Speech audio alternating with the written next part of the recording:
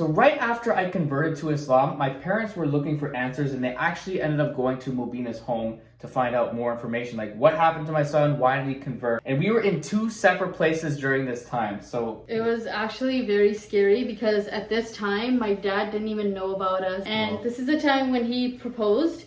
And my mom knew, but my dad didn't know. My mom was trying to figure out a way to tell my dad of like what happened with him and how he proposed, but it didn't get to that yet. One day, I suddenly started getting calls from like our lobby, our building's lobby, and his dad left a voicemail, and I was like freaking out. Oh my, how did they find out where I live? It was so scary. And my dad was like, who is calling? Who is calling? And I kept hanging up. And he's like, who's calling? Who's calling? I heard the voicemail. Who is it? And I'm like, it's no one. And then a few minutes later, my uncle, he called and he's like, Mobina, come up here right now. I have to talk to you.